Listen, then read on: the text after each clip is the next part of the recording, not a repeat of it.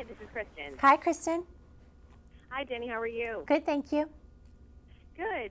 Well, I was reaching out to everyone today, on Twitter and Facebook, and just saying, oh, I'm going to be interviewing Jennie Garth. And you know what I thought was so great about all the responses was, A, everyone feels like they know you, because I think they all grew up with you. Yeah.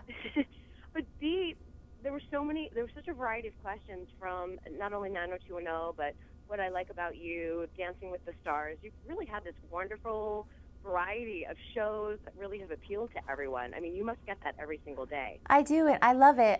I'm very lucky to have fans out there that like me. I mean, as opposed to the haters. But I feel so blessed because I've gotten to do a lot of different things, and they're different. Like if somebody recognized me, it's usually from a different thing. Like one person will be 90210, one person's Dancing with Stars. You never know what you're going to get. That's fantastic. Someone had a great question in terms of what I like about you. They loved you in that sort of madcap physical comedy, where you start with Amanda Bynes. Do you think you'll ever do something like that again? I don't know, maybe. I mean, I would love to. I had never done comedy before I did What I Like About You, so doing that was really a learning experience for me, and by the end of the 4 years, I was loving it, so I would love probably to end up doing something like that again, the physical, because I'm really like that in real life, kind of. I can be really kooky and just zany, so I enjoy getting to do that for a show. Yeah, I would imagine so. It just looks like so much fun. Mm-hmm. And now you're here with you have a family, you have a busy life, you're acting, and I know you do a lot of philanthropic endeavors. How do you balance all of that? Well, I just put it on the schedule. As things come up and as I'm needed for different things, I just put it on the schedule. Like I'm here in New York right now with the makers of Excedrin migraine, and we are talking about migraines. And there are millions of people out there suffering from migraines.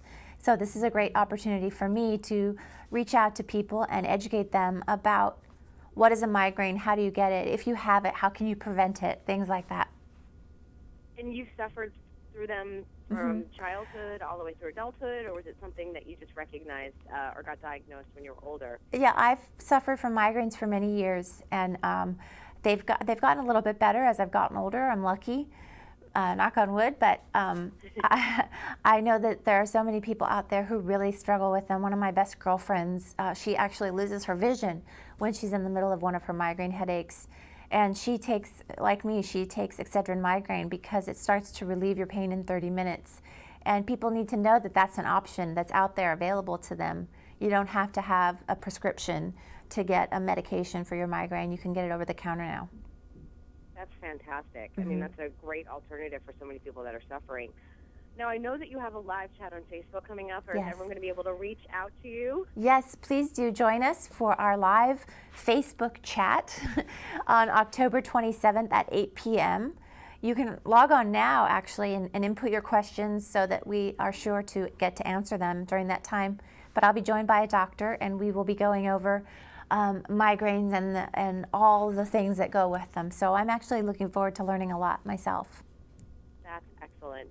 Now, I've got to ask, since it is Dancing with the Stars season, and you were on season 5, you did really well. Thank you. Made it to the final 4? Final, but I got, 4. Final 4. I mean, I think the that's boot. Pretty incredible. You know what, though? I had a great time. I would love to do it again so I could do it a little differently. Or, you know what I mean? Because now that I know what it takes, I wouldn't be quite so overwhelmed by it. But I think while I was in it, I was just like, what is happening? What the heck is this? Yeah, but now looking back, it was a really great time of my life, and I had a great time. I think they should do an all-star season, so I'm just going to throw that out there. I'm sure they'll work on that. I'm sure they're doing that. All right, well, we'll put a pitch in for you. Do you have a favorite for this season? I'm a Ricky Lake fan, and I'm a Derek fan. Derek Huff he's the best, so. You were your partner on that season, so that's fantastic. And what can we see from you next? Well, I have a Christmas movie coming out in November, on November 19th on the Hallmark Channel. It's called A Christmas Wedding Tale, and it's a talking animal movie. And I'm a real person in the movie, but I have a talking animal, which is very exciting. And did you shoot it in June, like everyone does? Yes, we were actually shooting it, and it was pretty warm, where we were dressed up for Christmas, and we shot it in my town just outside of LA where I live, so it was great fun. Yep, easy commute then. Yeah. Fantastic. And finally, for Halloween season, we want to know, what is your most absurd Halloween costume that you've ever worn? Well, last year we threw a great big party for my daughter's school, and I was like a creepy, demented geisha girl, and that was really scary. People didn't know it was me because I had on a black wig and like crazy, dark, scary makeup.